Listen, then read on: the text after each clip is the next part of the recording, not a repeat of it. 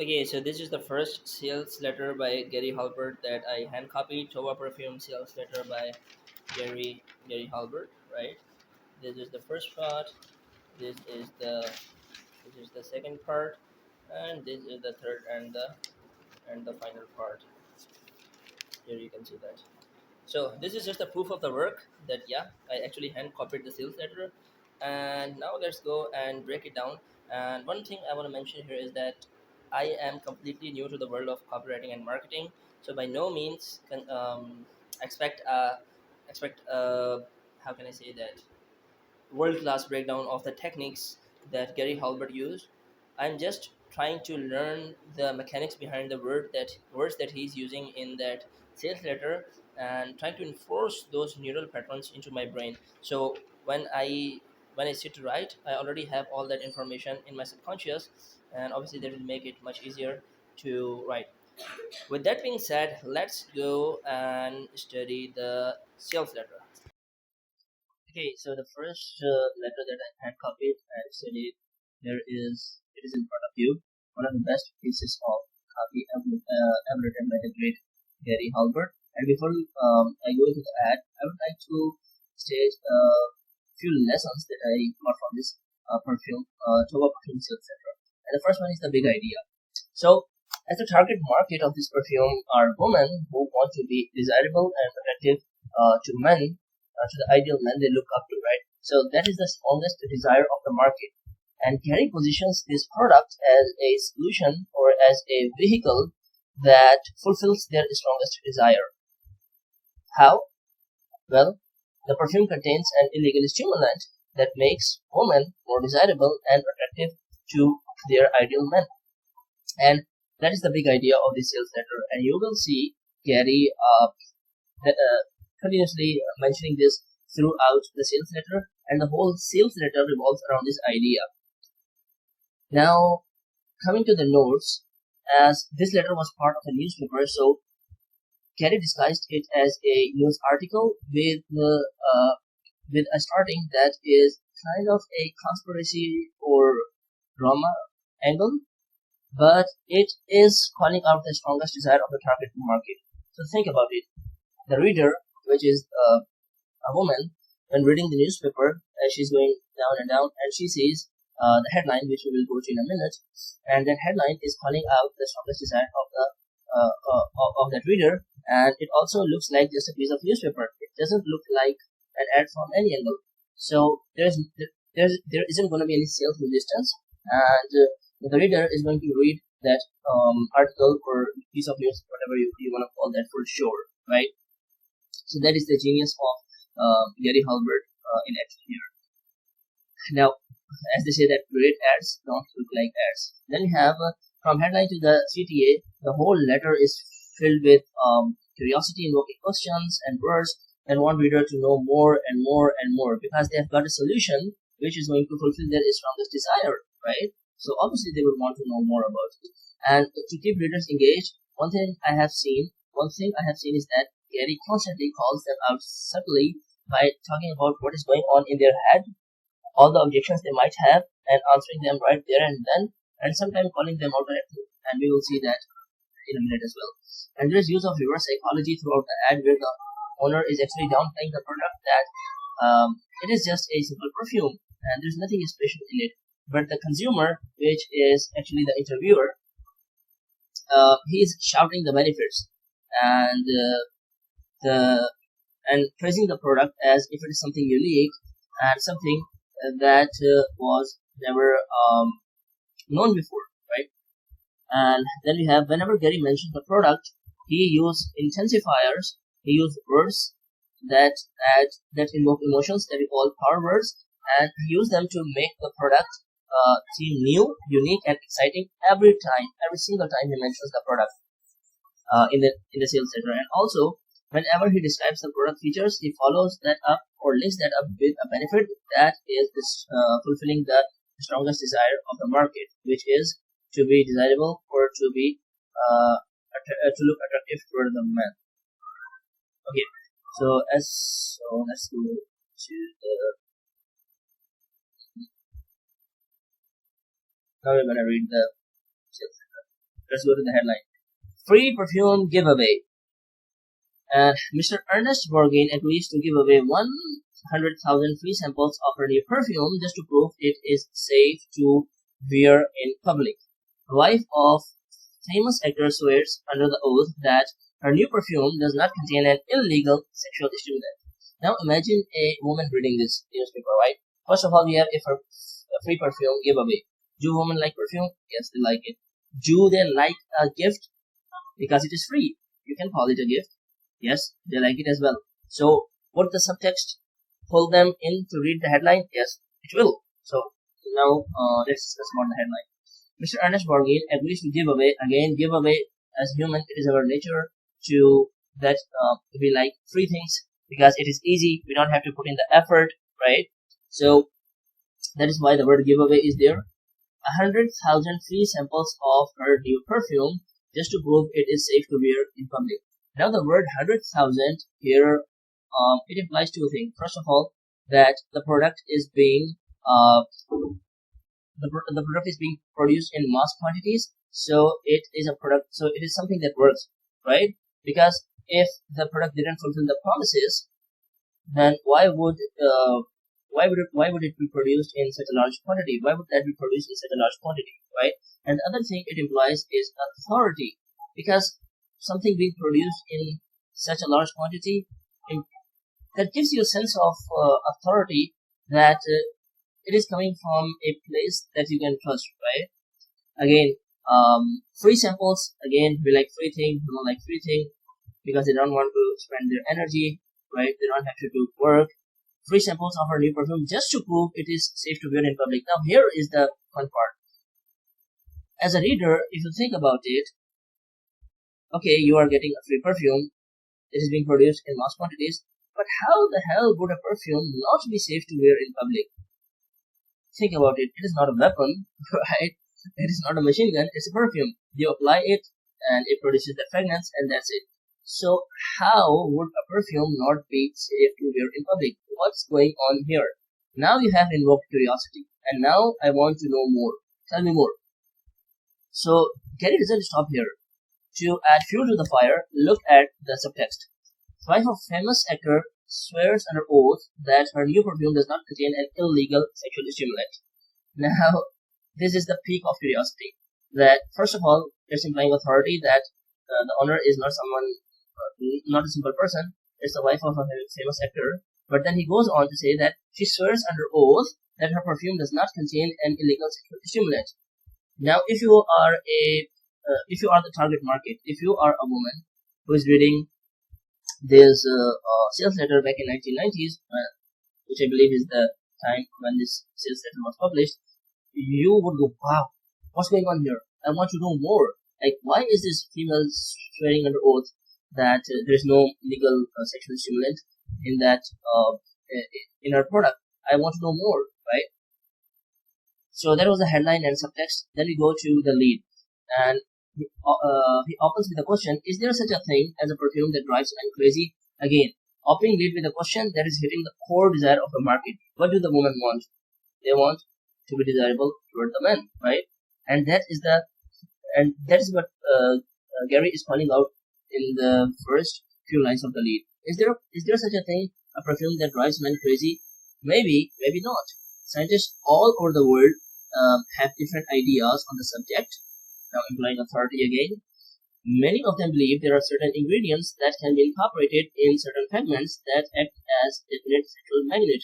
Others believe this is not true. They say if a woman believes she is sexier when wearing a particular fragrance, then she will act sexier, and this is what the men in her life are responding to. Okay, we opened a loop, right? And now you want answers. He goes on to give you answer, but he actually doesn't give you the answer, right? The answer is it may be, it may be not. You wanted a yes or no, but what you got, maybe or maybe not. So there's still curiosity. You want to know whether it contains that stimulant or if it doesn't contain that stimulant, right? So curiosity is still there. In other words, he's creating a slippery slope that is sucking readers into the content of the text, right? Because they are looking for answers, and within that, he's building curiosity, implying authority, and all that good stuff. So we go on to the next paragraph. In other words, they maintain it is the woman's belief in her fragrance and not the sorry for that, and not the product itself that makes the difference, or the fragrance itself that makes the difference. Okay, so this is a very important part, because the reader might think, okay, but what if this fragrance doesn't work? So Gary shifts the blame from fragrance to the consumer, that if the product works, it is because it contains an illegal stimulant. And if it doesn't work, that's because you don't believe in the product. That is your belief. The fault is on your belief and not on the product. So that is the genius of Gary Halbert. Moving on. However, there have been certain experiments with fragrance that some people find almost scary. Again, invoking curiosity. What? Experiment with perfumes? How? What's in the background? I want to know more. For example, the news program on 2020 on ABC television has reported on an experiment that was quite unique. In this experiment, seeds were selected at random in an empty theater and then sprayed with a certain substance that some people claim to act as a sexual magnet. Whether or not that substance is in fact a sexual magnet, look at the choice of word. In fact, a sexual magnet is still subject to debate, but one thing is for sure, and it is this. Time after time, every new audience selected the sprayed seeds above all other. So again, he opened a loop, right? Told you a story. You are again looking for the answer, yes or no, whether it contains a stimulant or not. He gives you the whole story, but again, in the end, he keeps you curious. He doesn't close the loop yet, right? He's saying maybe or maybe not. I don't know, but one thing is for sure. Look at this. Time after time, every new audience selected the sprayed seeds above all other. So he is implying that the perfume does contain the stimulant, but he's not saying it openly, right? So still keeping you curious, still keeping you want to know more. So let's move forward. Why? Nobody seems to know for sure. Again, keeping that loop open, keeping you guessing, keeping you want to know more. That perhaps even more frightening is the information. Again, adding more drama, invoking more curiosity, is the information that is starting to leak out about a substance that seems to make people more agreeable and friendly. If this turns out to be true, can you imagine how dangerous something like this would be in the hands of a master salesman or politician? And this is what I was talking about. Look at this. First, he answered an objection, right? We discussed about that, and now he is calling out the reader as well and asking them a question directly. So this has everything that is needed here to keep the reader engaged. First, you have built a tons of curiosity. You have answered their objection, and you are also keeping them engaged by directly calling them out. Okay. So, anyways, all of this brings us to a discussion of what may be the most exciting new fragrance developed in the last 10,000 years. As I told you, whenever Gary mentions the product, which is the fragrance or the perfume, he makes it sound something that is new, something that is unique, and something that is exciting. And look at the beautiful transition from the lead to the product reveal. He gave you a story, right? He keeps you guessing, doesn't give you the answer, and he makes it look like that if you want to get the answer, you have to keep reading this ad, right? And he then links that story with the product, and here is that in action. Anyways, all this brings us to a discussion of what may be the most exciting new fragrance developed in the last 10,000 years. Something new, something unique, something exciting. The perfume is called Toa, and it was developed by Miss Ernest Toa Borgin and a number of dedicated researchers whom she refers to as the hardest group of people I have ever met. Okay, there are many things going on in this paragraph. The product we are talking about, or the solution to your desire we are talking about, it's not something ordinary. It is something that is new, unique, and exciting. And above all, it is not produced by some ordinary people, right? It was developed by, quote unquote, that Gary calls a group of dedicated researchers who are the hardest working group of people I have ever met. So everything about the solution is special, right? It is not ordinary. Again, if we look at it from a bird's eye view, we can sum it up as Everything about the solution is new, unique, and exciting. Even the discovery, even the development, and also the way the product works and fulfills the desires. Everything is new, unique, and exciting. Going on, uh, Mr. Borgin absolutely insists there is nothing in this fragrance that should frighten anybody or lead them to believe they could use it to win an election or sell a vacuum cleaner.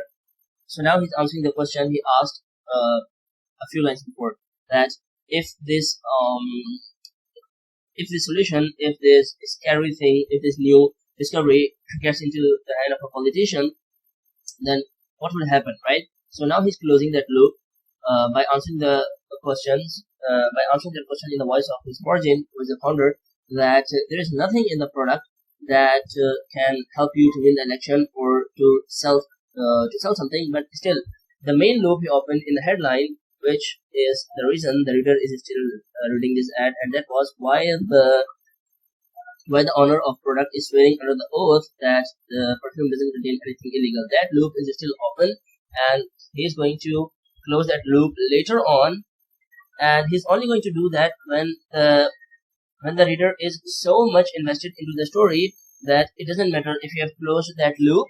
The reader is going to still read on to the end, right? So I think one lesson here is that the main loop or the main question that you put into the reader's mind, do not reveal that, do not provide the answer to that until you're sure that the reader is going to read till the end, right? Okay, so moving on. In fact, many people, especially men, say that once they smell it, they just can't get it out of their mind. Look at this. He's implying again and again that the product is going to fulfill your strongest desire. It is going to make you more desirable in the eyes of men, and that is what you want, right? But he's not saying that openly. It is disguised, and the way he does it is very subtle, because the consumer, again, the men who use the fragrance, they are praising the product and not the owner. So there is a use of reverse psychology here as well. Okay, so why? What's going on here? Is there perhaps something in this perfume that should be declared illegal? If not, is it? If not, then what is that? What is it that makes this particular fragrance so impossible to forget?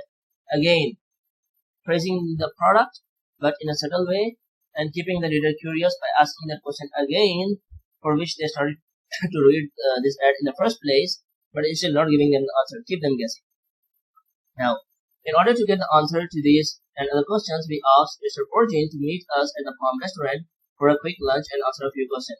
Now he's building the stage that finally you're going to get the answer to the question that you have been looking for from the start of this ad to this point, right? And here are some highlights of the interview that followed. Now, in this whole interview, one thing I want you to notice, and I also noticed that, is the beautiful use of reverse psychology. The owner is going to downplay the product the whole time, but the consumer, which in this case, who in this case is the interviewer, is going to keep praising the product throughout the interview. Look at this. Why is it, Mr. Borgin, that your new perfume has created such a sensation? And what does the owner say? Well, for one thing, everybody just seems to like the fragrance. Maybe it's just as simple as that. It's downplaying the product. And the interviewer says, bull. You know, it's more than that. Everybody I've talked with is wondering if you've got some kind of illegal sexual stimulant or aphrodisiac into a perfume. The exact question that is going on in the reader's mind right now. So what does Tova say? That's ridiculous. Tova perfume contains nothing dangerous, nothing illegal, and above all, nothing that could conceivably be classified as a drug. You see the use of conspiracy angle here, because it has been proven time and time again that we, as human beings, we love curiosity. We love conspiracy. That's why you see that all the time in the news, in the headline, in the media. So Gary is using that here to, so Gary used that here as well. Let's move on. Interviewer says, we have heard rumors, Mr. Borgin, that unless Ernie is with you, he refuses to let you wear your new perfume in the public. Is that true? Okay, so look at the subtle uh, look at how beautifully Gary uh, Gary praises the product, but in a very subtle way. Why? Because the consumer is saying that this fragrance works so well that it even makes the husband jealous, right? Because you remember, the strongest desire of the market here is to be desirable in the eyes of the men, right? And what he's implying here is that the fragrance works so well that the man you look up to, that the man you want, it is even going to make that person jealous, right? Dava says, I have no comment on that. Okay, so she's avoiding the question, right? Ooh, more drama, more conspiracy, more curiosity, and the reader keeps reading more and more.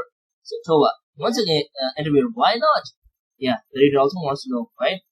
In other words, we can also say that everything that is going on in the reader's mind, Gary is directly addressing all that in this interview, but in a subtle way, and he is also using reverse psychology on top of that to prove that this is the best solution they can get to fulfill their strongest desire. Once again, I would rather not comment. In fact, I would appreciate if we could change the subject. And here is where the drama is escalating, right? Okay, Mr. Borgin, but before we do, I would like to ask you to do me an unusual favor. And Thomas says, what's that, interviewer? What I would like for you is to swear under oath on a Bible that everything you have told me so far is a gospel truth. You see, the loop that Gary opened in the headline, here that loop is going to close. Here Gary is going to close that loop. But up to this point, the reader is so much emotionally invested into the story that he is going to keep reading on and on until the end anyways, right? So that is why, and we see this in the sales letters, modern sales letters nowadays as well, that once the loop that is opened in the headline, right, the main question or the main idea, you get the answer to that thing down the line, or I can say that you get answer to that question when you have read almost 60 to 70% of that ad, because at that time you are going nowhere. You are already in such a state, or we can say that you are actually literally in a state of trance, that no matter what, once you get to 60 to 70%, you are going to read the rest of the letter till the end. Then Tova goes on to swear under the oath, right? You can read that if you want, but yeah, Mr. Borgin gets upset. Then she goes on to swear under the oath, and there is also one interesting thing here. Here, look at the choice of the words. Okay, for the first and the last time, once and for all, I hereby swear before God and all the customers of the Palm Restaurant that Tova perfume does not, to my knowledge, contain anything whatsoever that could be classified as a medical aphrodisiac. Okay, here the reader is going to think that, okay, she doesn't know that the perfume contains an illegal stimulant, but what if it does contain an illegal stimulant, but that is out of her knowledge, right? The thing is still there, but she doesn't know about that. That is also another possibility. So again, keeping the reader curious, he still answered the question, but you can say that he didn't answer the question. Keep the reader guessing, so they know more and more and more. So they want to know more and more. Then the interviewer goes on, thank you, Ms. Borgin. Now, what is this about you giving away 100k free samples of Tova perfume to prove it is safe to wear in public? Is it true? Is it true? So you can see that here there is transition from you can say the story to presenting the offer, right? And who is presenting the offer? Not the product owner, right? Not the writer, but the consumer, the interviewer. So beautiful use of reverse psychology. And Tova says, yes, we are giving that, we are giving away those samples, and we are giving them at this place. And then he goes on, look at the beautiful clothes. Well, there you have it. According to Mr. Borgin, all she has created is a usual perfume that everybody, especially men, why? Because you, the reader, want to be desirable towards men, so especially men enjoy the product, right? On the other hand, there are people who insist that this is absolutely the most potent erotic fragrance ever to hit the market. You see, we have come exactly to that point from where we started this ad. There are two there are two opinions about the product. We still don't know which one holds true. So as you have read to this point and you still want to get the answer to that question, then what do you need to do now? You have to come to the place where the owner of that product is inviting you, where the owner of the fitness is inviting you. And look at this. Whatever the case, you can find out for yourself at no risk at all, making it easy for them, because the reader might think, okay, so now he's going to pitch, right? Now he's going to pitch me the product, but we can call it kind of pattern interrupt as well, that you make it risk free for them, you don't ask for any investment, and it's completely free. So it's kind of a pattern interrupt, plus the solution is easy to get, right? So removing all the resistance in the past. All you have to do is to come to blah blah blah blah blah, and then giving them another push. You'd better not be late, because this stuff is hot and it is going to go like wildfire. And it's no wonder, because look at this beautiful closing. And it's no wonder because, as Martin Allen says, I don't care what's in it. All I know is that it turns me on like crazy, and it smells fantastic. Who is saying that? A man. And who you want to be desirable to, attractive to? A man. You see, Kerry was a little genius on this part. And look at the CTA again. Free perfume giveaway, public invited. Because some reader might just skip to this section, the CTA, right? So we have summed up the whole sales letter in these few lines. Mr. and Miss Ernest Borghi are pleased to invite everyone who reads this announcement to preview of the most exciting new fragrance, again making it new, exciting, and unique, created in the last 10,000 years. Please come. And then we have the avenue. And at this point, the reader is sold. They are fully invested into the story. They have got the solution which will fulfill their strongest desire. But they might still need a final push, right? So check this out. Don't miss it, because this is the chance of a lifetime. As soon as you arrive, you will get to meet Tova and Ernie, who is an actor basically, famous people, plus Marty Allen and many other special friends of the Porgines.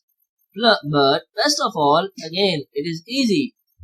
There is no admission, and you will get a free sample of Tova perfume.